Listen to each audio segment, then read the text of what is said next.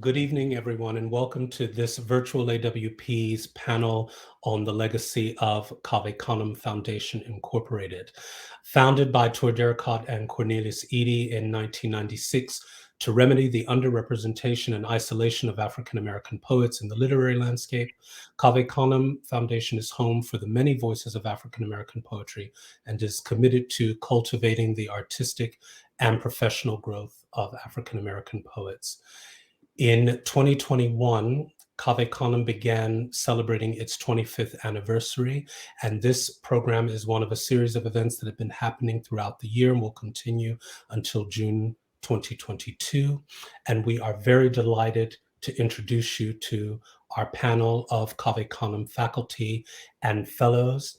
I will be introducing our speakers this evening in the order that they will read their poems. And then after they have concluded reading their poems, they will speak individually in reverse order about their experiences in Canem throughout the years.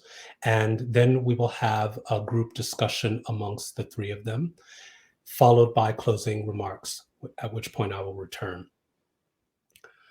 First, we have Maya Marshall. Maya Marshall is a writer, an editor, is co-founder of Underbelly, the journal on the practical magic of poetic revision. An educator, Marshall has served as artist in residence at Northwestern University and as faculty for the Loyola University Chicago Creative Writing Program. She holds fellowships from MacDowell, Vermont Studio Center, Callaloo, Watering Hole, Community of Writers, and Canem. She is the author of the chapbook Secondhand by Dancing Girl Press 2016, and of the full-length poetry collection All the Blood Involved in Love, Haymarket Books 2022. Marshall serves as the 2021-2023 Emory University Creative Writing Fellow in Poetry. Marshall is an editor at Haymarket Books. Linda Susan Jackson is the author of Truth Be Told, which is forthcoming from Four Way Books, and What Yellow Sounds Like, Tia Chucha Press 2007, a finalist for the National Poetry Series and the Patterson Prize. She has received fellowships from the Canem Foundation, the New York Foundation for the Arts, Calabash International Literary Festival, Soul Mountain Writers Retreat, and the Frost Place.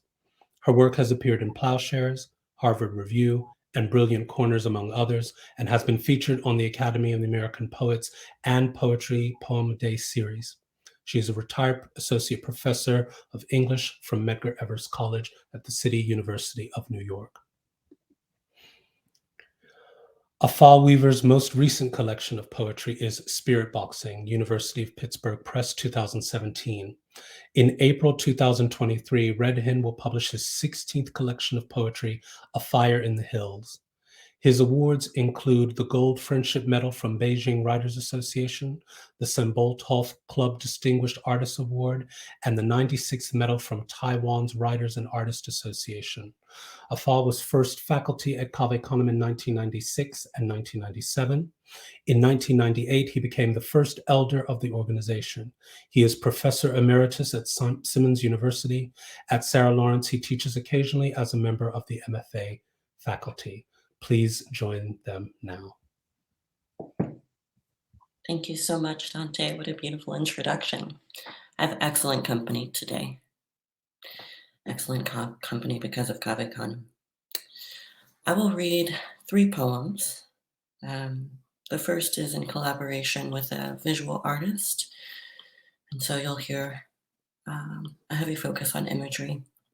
It is titled, tentatively, 7 Acts. Return is what you hold on to after you have been taken from your country, or when you realize there is no future in the new world, or that death is the only future. Sadia Hartman from Lose Your Mother. We haven't been made afraid of trees, nor the bottoms of cars, windows, the gavel, the sea. From Keith S. Wilson's The Mob. It's morning in the forest, where the buzzards made home after they freed themselves at St. Simon's Sound. Some say they flew homeward, but their new bodies could not have known the way. They ate the drowned. 219 years passed, 9 buzzard generations. What grows here now outside their thriving few? Crimson giant, sweet viburnum, watermelon, crepe myrtle, shell ginger, all these fruit and flower. The river that makes creeks and the forest runs along the street. Call them knowers.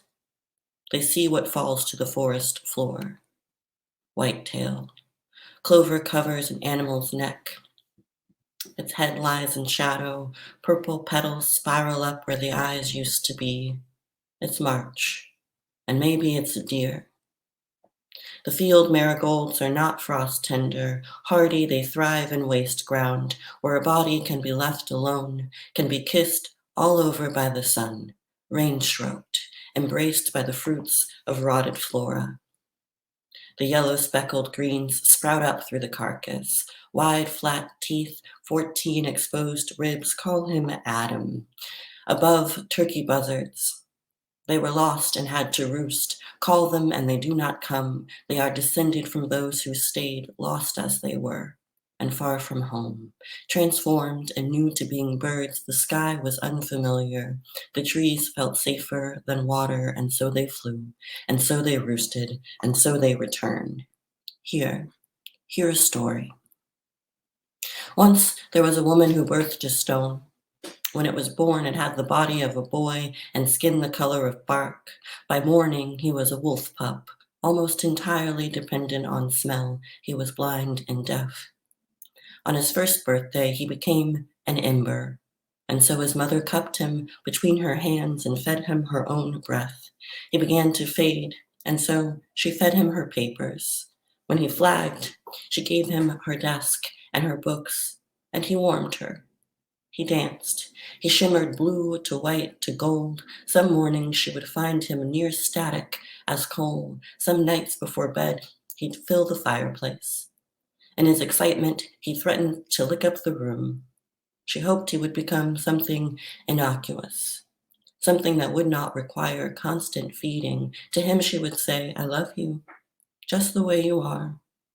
In her wishes she would say ficus, or a swallow, become a churning river, or a dam. And one day, he became a man. That's part of a much longer piece. And here is another poem about buzzards and love. Buzzard's nest. Wet mouth on a nipple. An ear searches for sound, hard milk on a duct. The river runs under ice. An ear searches for sound outside a rented cabin. The river runs under ice. Blood flows under skin. Outside their rented cabin, purple tears a tissue paper sky. Buzzards hiss, then settle. A woman shares her nipple. Purple tears a tissue paper sky in the Blue Ridge Mountains. A woman shares her nipple, her husband's lips warm, her duct. In the Blue Ridge Mountains, buzzards, birds of prey, mate. Her husband's lips warm her duct, goose flesh against the breeze. Diurnal birds of prey mate for life.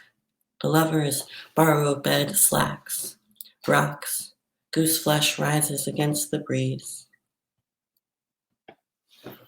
Falling flurries rip the air, the borrowed bed rocks, sags. Foxes hear the flakes crinkle. Falling flurries rip the air while the broad river runs on, and they become wet. Foxes hear the flakes crinkle. The lovers slide in their own milky river. Broad river runs on against a rock shard. Wet mouth on a nipple. And the last. Living in parallel, I've never seen with your eyes. You used to look at me, lustful, dazzled. We'd sit in a bookstore, open to close, passing pages of Fromm and Bukowski, swapping CDs and snacks we'd packed for the day. It was easy to hear what we hated, what we hoped, what we loved. You drew on your pants, you drew on my notebook, you drew and your hair dipped down to your knee. Eventually, you photographed me. You asked to paint my whole body blue, a hue for each lock and limb. I wanted to touch you then, like a hem to an ankle, to brush against gently, so common we'd forget to notice. Today, you looked at me out the side of your eye, checking, I think, to see if I caught your clue. You said, my body was what the slender girls were afraid to be. We were talking about difficult women. I nearly called us a myth, but I didn't. I said, women. I said, I remembered the good advice to keep your nudes. I'm so glad I have mine. You'll never remember what a beautiful thing you were. I want these nudes at 38 when I'm 60 so I can say, what a precious thing. My, I was precious to me. Thank you.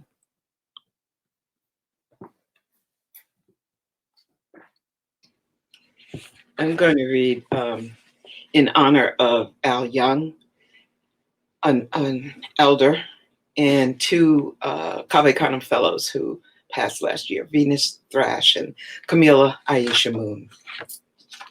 This first poem is, excuse me, September 15th, 1963.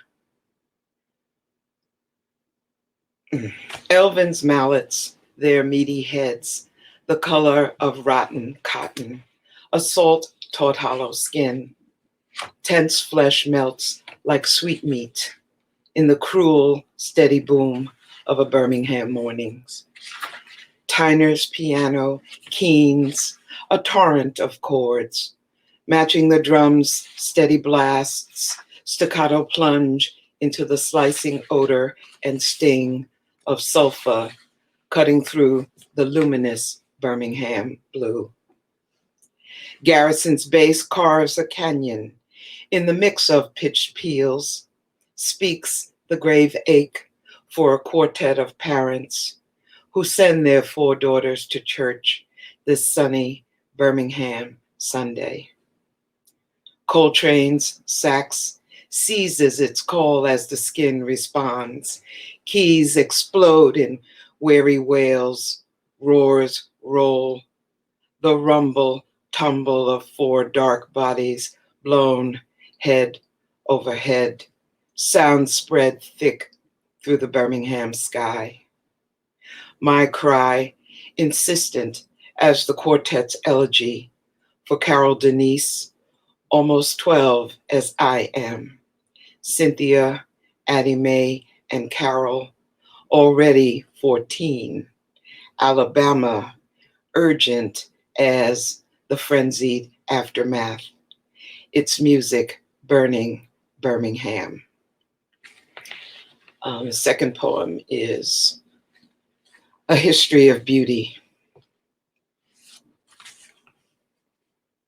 Mother told me I'm from a line of technicolor women with mountains of breasts and wide laps that held, nursing children or steel bowls filled with June peas.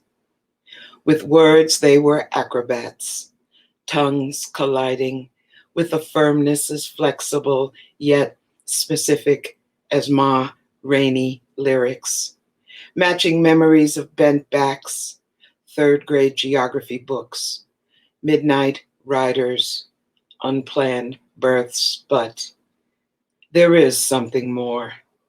Like nightingales, their sounds of love and loss echo in kitchens, bouncing off the harshness of hot plate brewed coffee and 2-day-old biscuits sopping up Karo syrup. In their songs, they remember the feeling of that first kiss as they followed their men to northern cities, men who bit their tongues, ate dirt, dust, and their pride, worked anywhere. These women knew only a blues could match the painful smell of faces stuck to the goggles their men wore in steel factories. Now, they have no time for beauty. Theirs left in the sound of wind whispering through bulrush, the teeming taste of Scuppernong grapes, the anticipation of a ham dotted with a patchwork of cloves spinning on a spit, and hints of honeysuckle buried freely in the folds of their flesh. And I'd like to end with the title poem of my first book, What Yellow Sounds Like. 1. That January day back in 38, somebody picked up a rainbow and broke the sky in two, releasing James Etta Hawkins into a two-tone world that eats up yellow by the dozens, a yellow so pure it gilds the LA sun. Round-faced and blighted by a mole on the right side of her cheek, she came prepared to drench the world in love and agony, her salty smolder on record labels not yet named.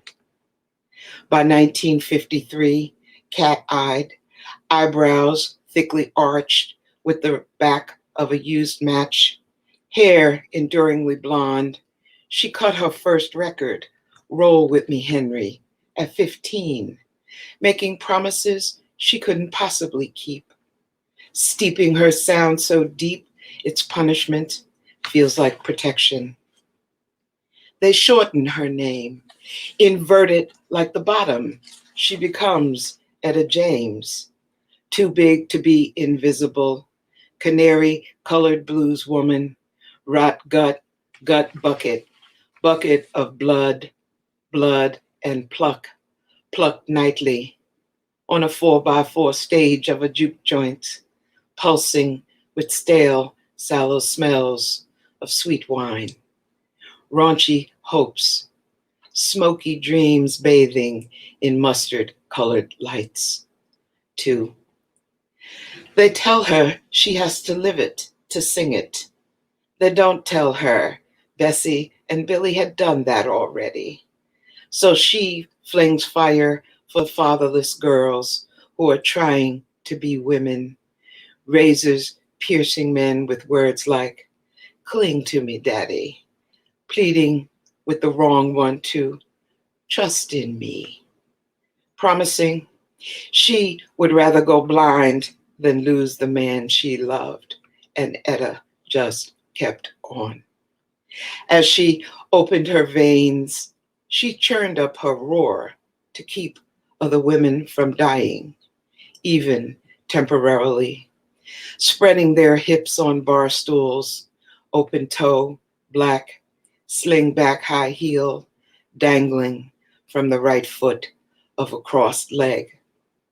All the while, Etta stomped, barefoot on stage, platinum hair authentically blending with the yolk yellow scream she hurled from the marrow of her voice, scorched and scared, jaundiced by the freedom of surviving a rage, simmering somewhere between heaven and heat.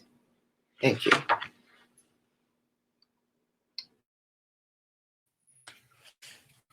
Hello, everyone. I'd like to begin with a poem, the title poem from my collection, Sandy Point. Sandy Point for Kevin E. Maddox. A flounder follows the line in its mouth over the puzzle frame of black rocks to a silent man.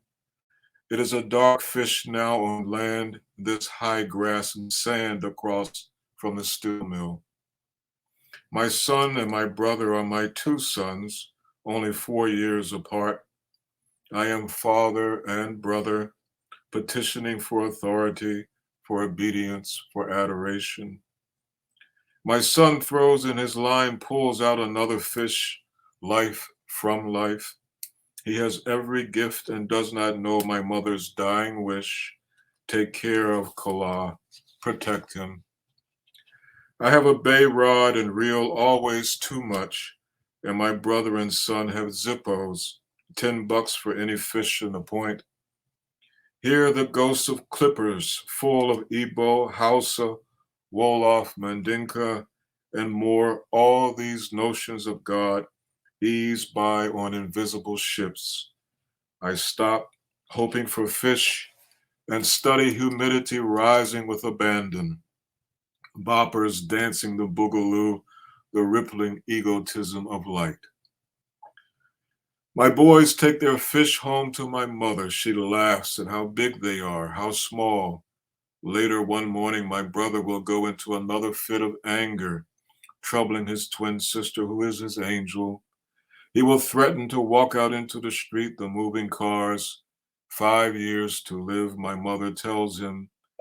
It is a good day to die. Hook, line in the mouth.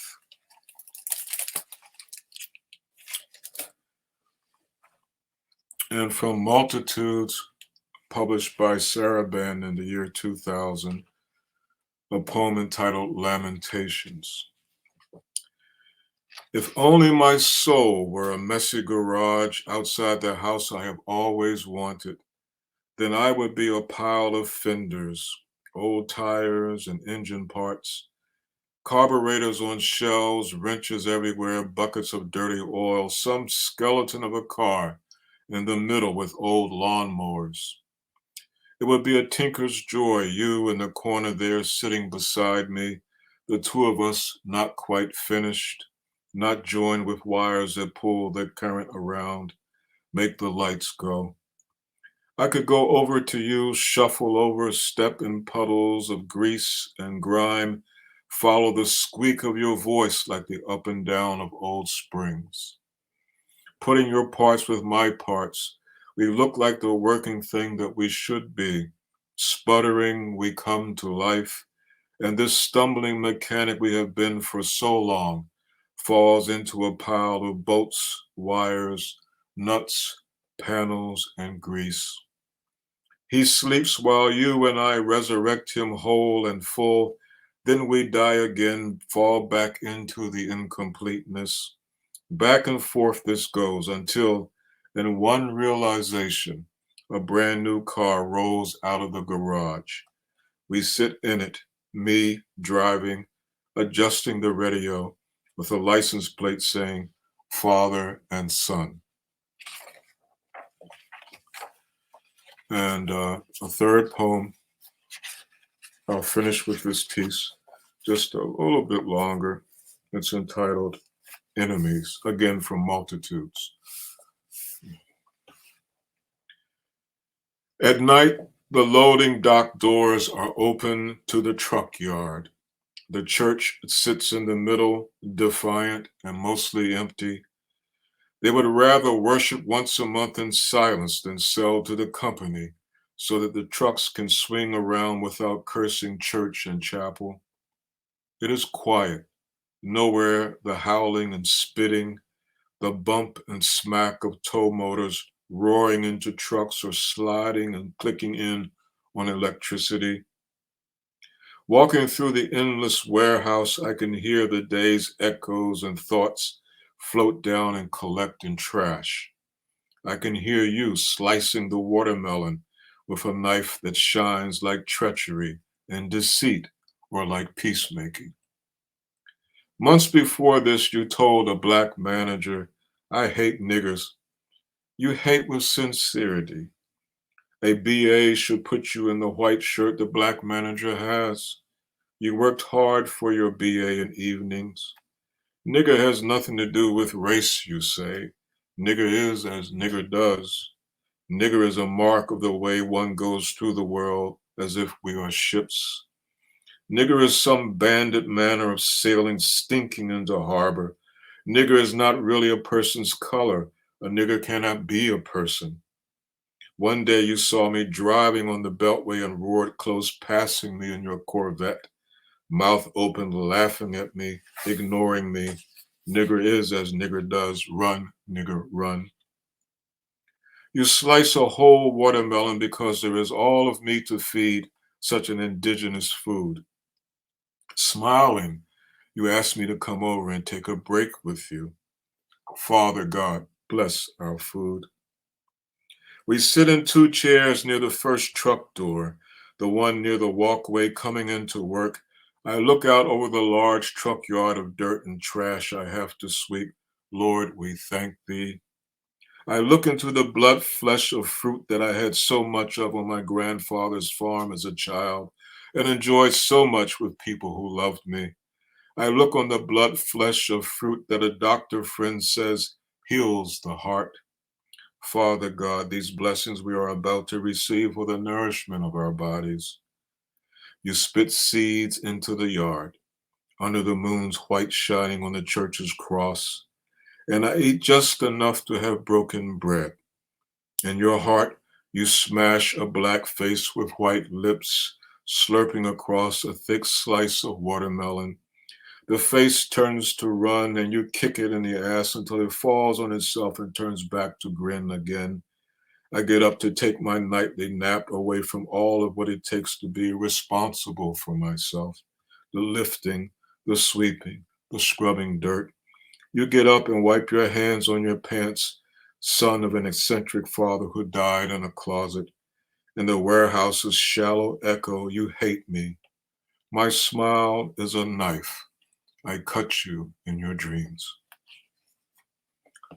So, the 25th anniversary of Canem, what a joyous event.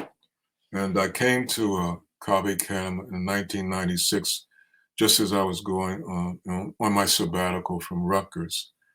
And it was just incredible. I didn't know all of what to make of it. I took the train back down to Philadelphia after that first time there. And then I came back in 1997 to teach for a longer time. The first time I was visiting, more or less. And it was obvious to all of us, to myself and to Elizabeth, Alexander, and Toy, Darrick-Ott, Cornelius, Edie, that we had started something that was more profound than we could even imagine or embrace. It was happening so wonderfully and so big and so potential. And I began writing those poems that I've read to you, and more. There are more. These are intensely personal poems, and they were poems that are really concerned with the life and challenges of Black men. And thinking about what Canem has meant for me and what it did for me at that time in 1996, 1997. I was in my mid-40s at that time. It just the community of people from the same historical background, Black folk from different places and different positions, different class privileges, to be quite honest, all of us there, but all of us understanding that we were perceived as other by the mainstream in American poetry. And that has changed. The National Book Critics Circle has given Canem his first Toni Morrison Award, acknowledging that the organization has changed the course of American literature. And I think that is just so wonderful and so important at this particular time in history. And so when I was made the elder, first elder in 1998, I wasn't quite sure what an elder should do. And I was reading Malidoma Patrice Some's memoir at the time, where in his culture, Burkina Faso, was explained that someone in their mid-40s who knows their destiny can be named an elder. And I thought, well, I think I know my destiny. And when I was a poet, working and developing as a poet, as a factory worker, and emerging from that time as a poet, and with ambitions of being a playwright, then it was important to me to write about the lives of the people that I knew very well. And when I left that life, I was 33 years old. And I just wanted to see the interior lives of the people all around me in my work. And in doing so, I've been able to, or have been encouraged or pushed by my own work to look inside myself. So Canem was pivotal for me, and it came in a time in my mid-40s. A poet's life is a peculiar thing. When you get into your 40s, you will you'll see things about yourself you did not see when you were in your 20s and 30s. It's just the way life goes. So for me, Kaveh Canem came in a really crucial time. And so, yes, I think that's what I'd like to say as we go into the next portion of this program. Thank you so much. It's really an honor for me to be here with Afaa and Maya, and of course Dante, to talk about Kaveh Canem. So I want to talk about Kaveh Canem from three different angles. One, about the organization. Two, about my experience with Kaveh Canem. And three, about its legacy. As we've heard, Kaveh Canem emerged from a need that the founders, Toy Derricotte and Cornelius Eady, saw that was essential, that Black poets needed a safe space to do their work. So they turned their idea into a plan, and that plan has sustained Kaveh Canem for 25 years, and that's no small feat. Okay, so I don't know, let's fast forward a couple of years to 2002, when after several unsuccessful attempts, I finally received a fellowship to Kaveh Canem. And just so you know, Kaveh Canem attracts poets from diverse backgrounds and geographies, and at various levels in their careers. Some are new poets, some are emerging, and some are published poets. And Kaveh Canem even found a space for me, a retired public sector bureaucrat. So in 2002, I was a month shy of my 51st birthday. And with all that living, I still was totally unprepared for the rigor of Kaveh Canem. First, I wasn't used to producing a poem every day, a new draft poem every day, especially since there was very little downtime. Because in addition to the daily workshops, there were also daily seminars, off-site trips to cultural institutions. There were faculty readings and fellows readings at night that you had to prepare for. So I had very little time, but I did manage to find a little time to play some bid whist.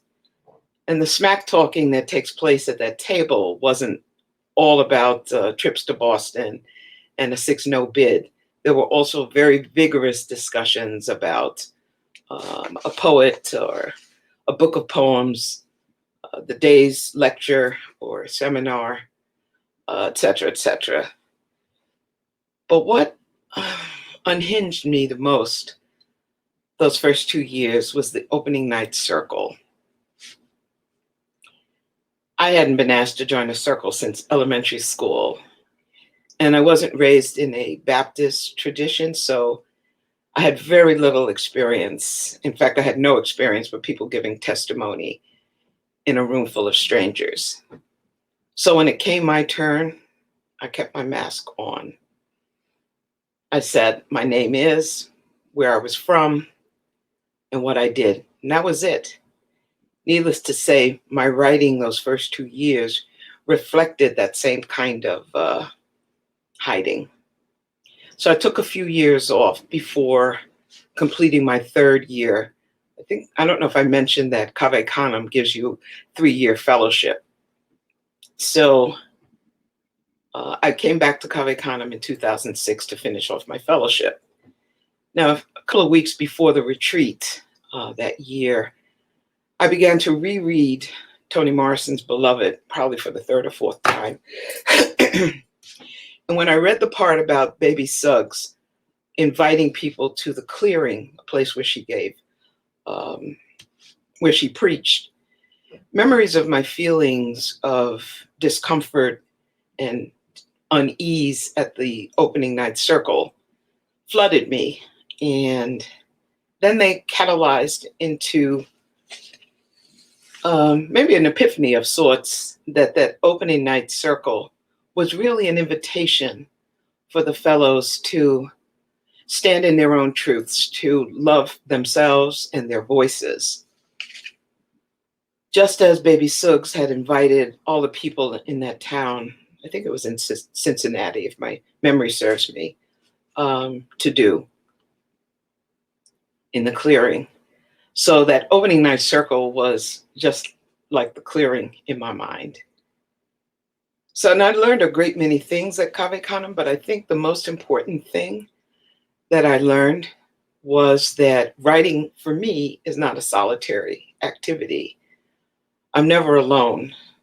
I'm in conversation with my ancestors, with other writers here, and those who, those Black and unknown bards of long ago, as James Weldon Johnson has said. I'm also in conversation with musicians and singers and other creative sorts, with the natural world and so on. So, as to Cave Canem's legacy, I think it hinges a lot on its maintaining and being true, remaining true to its mission, which is to, and I'm quoting here, to cultivate the artistic and professional growth of Black poets, and to continue to be what Nikki Finney calls, quote, the major watering hole and air pocket for Black poetry, end quote. We also know that any organization is no stronger than its parts. And when I think about Cave Canem, I think about the major parts of Cave Canem. One is the board of directors, the executive director and staff. It's their job, with input from the fellows, of course, to do the strategic and operational planning to ensure that Cave Canem continues to fulfill its mission and its objectives. The second part of this structure is the esteemed faculty, leading writers, thinkers, and scholars who share their wisdom and experience with the fellows at the retreat and at various workshops each season. You really can't put a price on working with the esteemed faculty. Third, and most important, I think, are the fellows. Fellows, former fellows, as well as future fellows. The work and success of the fellows establish and maintain the quality of artistic excellence and innovation that Cave Canem has come to be known for, and that Cave Canem embodies. So it's really my sincere hope and fervent wish that the fellows continue to support Cave Canem, and that it's as robust and constant as it has been these past 25 years. And with all that said, I pass the baton to Maya. Thank you. I think that thank you is bigger than I've said it. Thank you for maintaining 25 years of email threads and public letters and private communications and marginalia notes to young poets, for sitting in faculty meetings and arguing for the presence of Black poets on the curricula. That's what Cave Canem has given, right? Baba Afaa has said, he was there to help begin this, because there was a need that Toy and Cornelius felt in their isolation as the only Black poets in their academic spaces. And they named a mission that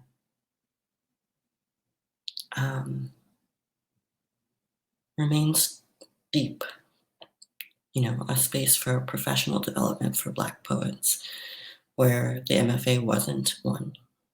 I have reaped the benefits of that 25 years of work and labor, and, families have disagreements. So the resolution of those disagreements has allowed me the benefit of going to an MFA program where I had a Black poet as my mentor, where my peers were Black and brown and queer and female. And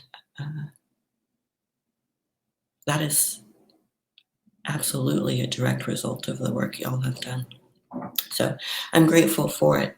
I was raised by Afrocentric people in white spaces. I went to schools where I was regularly the only, and that was a really common experience as I heard it in an opening circle in 2014. And what I got after that third try of getting into Cave Canem when I was accepted, I got a series of emails from folks who were willing to carpool for $10 and some cookies and maybe driving a couple of hours. And then I walked into this room that felt like a campground, sort of fertile and meant to be recreated whenever possible, but was necessarily temporary, there to make possible the rest of the living. And a friend looked at me and he said, sometimes people come in here and they crack open, they burst and they cry, and you can do that if you want, but you don't have to. And I felt so grateful for him granting me that permission to listen more than I spoke at first. But by my third opening circle, I was ready to be vulnerable and strong simultaneously, ready to be open. So I'm grateful to the work that's already been done.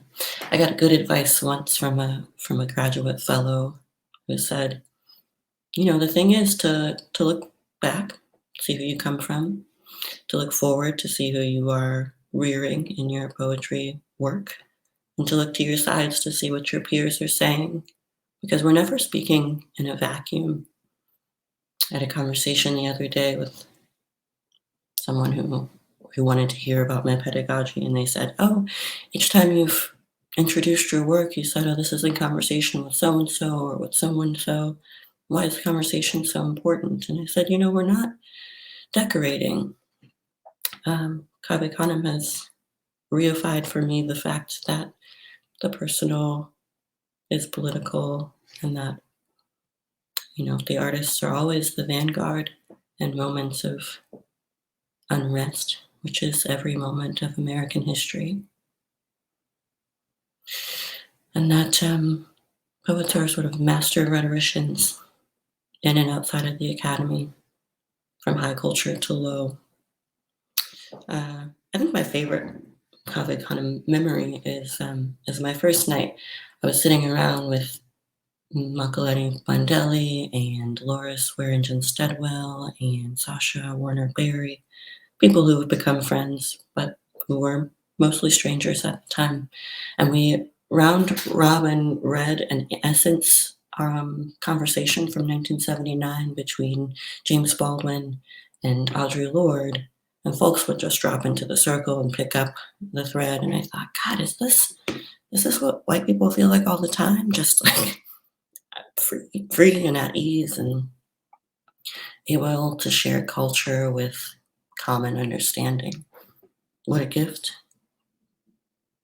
What a gift that was. And what a joyful responsibility to carry.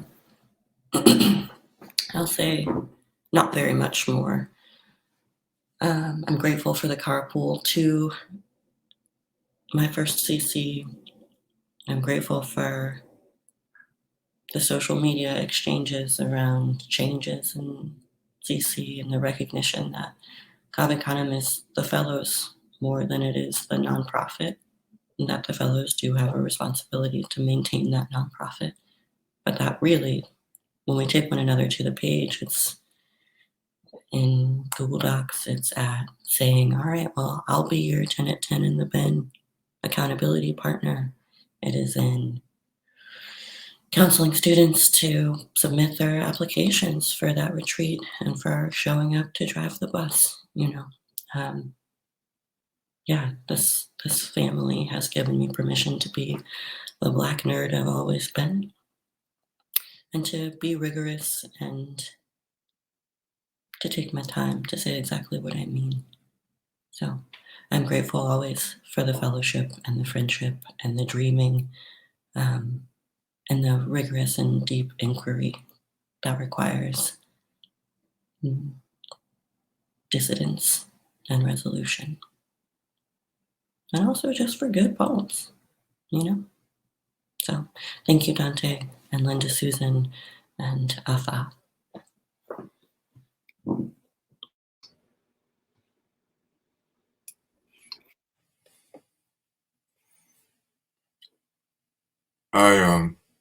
I just want to say just how wonderful it feels to sit here and listen to the two of you. It's really great because Linda, you came in after a whole career in another place, and Maya, you're the age of my children, and I think my granddaughter might even be in her own mind as old as you are, but she's not. But it's just so wonderful, because as you said, Maya, white poets have just, I think, not even realized what they had and just having the space of themselves to themselves, And but while we sit in on those spaces, knowing that we're not perceived in that same way, you know. Um, I was adjuncting at NYU in the late 1980s. And it was a good space. I had an opportunity to work for Sharon Olds, and she's been an influence on my own work. But the institution as a whole was just very unfamiliar, to use that word. And this was a time when the old men in the English department, it was said that they spoke in old English, of course, but it was that time, and when you got a doctorate, you had to have Greek or Latin, and you had to have the history. And at that time, in what they called English departments, the history of British literature was dominant over American, back at that time still. And so, in creative writing, it was an act of courage to just try to just forge ground in those spaces. So when I got hired at Rutgers in 1990, I was part of a creative writing option and a master's degree with Lisa Zeidner. And at New York NYU, I taught with Mark Ruttman. He and I taught undergrad. And I did everything I could to create a sense of Black poetry, even creating a syllabus for a graduate course in Black poetry, which had never been done at NYU. And so doing all of that, feeling very alone, but also having my influences in my own sensibility. And for me, when I was younger, it was first the Black arts movement. That was my foundation when I was very young. And Amiri Baraka was very important to me when I was younger, very important. He gave me courage, understanding. And much later, I got to know Michael Harper as more of a friendship than, because he came in later, but Lucille Clifton was my first mentoring teaching influence when I was 24 years old. And so I had to put things together piece by piece. When I got to Canem and saw all the pieces coming in the form of a community that was more toward collaboration than competition, and was giving more of a sense of community to the word community, it was just incredible. It was just absolutely incredible, And I often say, I won't say the names of the young poets who are in the workshops with me because I don't want one to say, well, you didn't say my name or that name, but you know who they are. They're in their early 50s now. And some have passed away, I will say Vincent Woodard has passed away, very gifted poet and scholar. But boy, to just be there. And so for those first 2 or 3 years, I really dug into very personal levels in my own work. And I moved to Boston and took a teaching job in a school that has no MFA program, Simmons, which is now, I understand, changing some of its positioning towards creative writing. I don't know all of that. But for those 20 years that I sat there and held the alumni chair, there was no MFA program there. But what I did was I focused on myself and my internal structures as related to my work. And the underpinning for that happened in Cave Canem.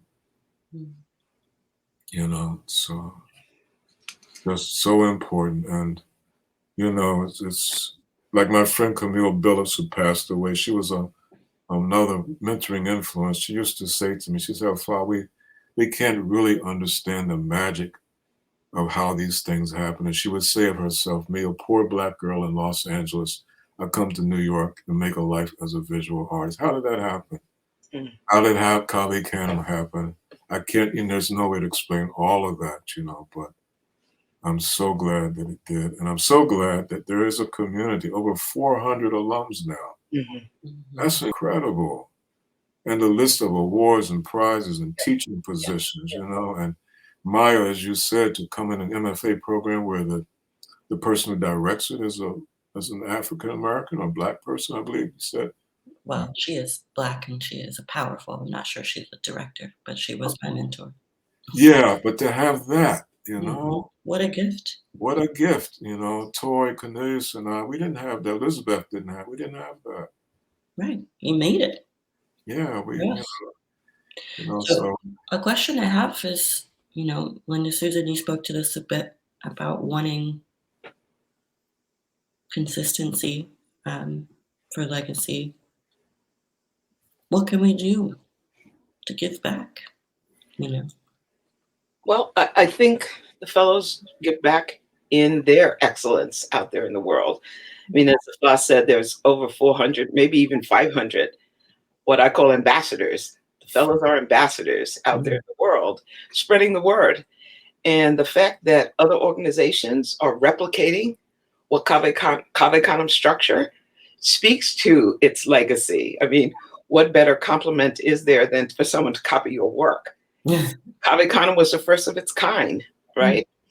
Providing space for Black poets, and then you have Asian Americans providing space for Asian Americans, and Cante Mundo. I mean, this thing, I see it as an international movement, right? So I think fellows do that, some unwittingly, right? And some on purpose. There's a fellow named Nick Makoha who's created a fellowship for Black poets in the UK. And there are folks here in the South, Candace Wiley and Monifa Lemons, who have created the Watering Hole, space for Southern Black poets. We are growing it. I think I remember my first year, Nikki Finney saying, always, what's the plan? What's the plan? So you never do anything without a plan, right? Cornelius and Toy had the idea, but then they had the plan and they implemented the plan. So that's one way I think the fellows can continue to support Cave Canem. But also, I think Afaa touched on this. We have to continue to fund Cave Canem. We can't always rely on outside sources. $10, $15, whatever it is, to give to Cave Canem, give back to the organization that has made us who we are. I mean, I had never written a poem before the age of 45, never. And I'm always impressed when I see younger poets who said, I always wanted to be a poet. And I'm like, no, I wanted to be a mathematician. You know? Poetry was the furthest thing from my mind. But I found a space where I think it was Elizabeth Alexander and Nikki Finney. I'd be remiss if I didn't say that they helped me understand that there was beauty and value in preserving, excavating and preserving family histories, our histories that had so long gone, you know, unwritten and just slipped away. So that was really important to me, because I come from a line of storytellers. We didn't know we were poets, right? We were just telling our family stories, but they made it real for me, and I can't thank them enough for that.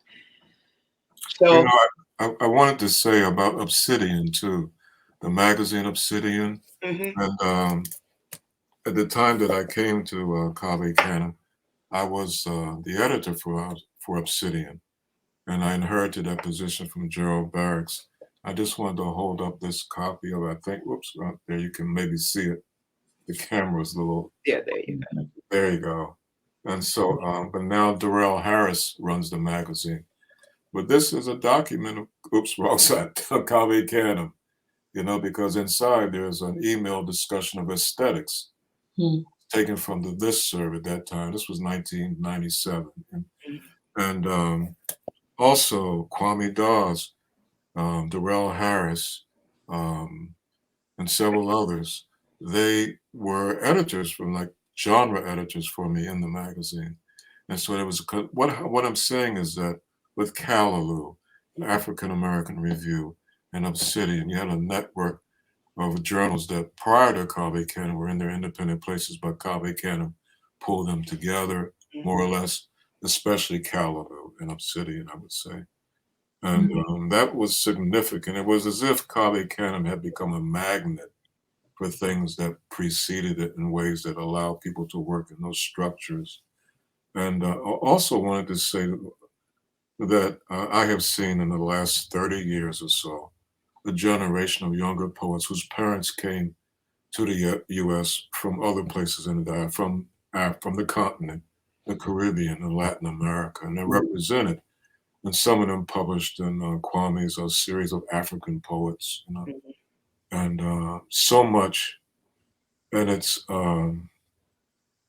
reminds me like the Harlem Renaissance is now about 100 years old. You know, as of this year, I believe this is when Noble Sissy and UB Blake's musical was done on Broadway. Shuffle Along. Theater historians mark that as the beginning of the Harlem Renaissance. And for Cave Canem to be celebrating its 25th and to have done what it has done and is doing is really significant historically. It is really significant. I mean, look at the quote unquote Pan-African efforts at that time with Leopold Senghor and Césaire and Damar taking ideas of negritude, as they call it, from the Harlem Renaissance. And then look at what's happening now. It makes me feel good, you know. I see it being stronger, more vibrant, more connected. And I'll just stop here by saying that I was asked to do a first book event with Cheswayo, and Cheswayo Mfuma. I can't pronounce his, he'll kill me for mispronouncing his last name. But he's a delightful young poet, you know, and we had a really great exchange. And we talk about Blackness from his space and from my space. And I'm just so happy to see that happening. I really am so happy to see that happening. It's wonderful. Yeah. Thank you. I would like to thank you all for joining us. Linda Susan Jackson, Maya Marshall, and Afaa Weaver, thank you so much for illuminating your histories as they relate to Cave Canem, and as Jay Wright would say, for uncovering the weave that exists in Black poetics and Black poetries and amongst Black poets. Thank you so much to Virtual AWP for this collaboration. We look forward to many more, and I hope to see all of you in person before this year closes.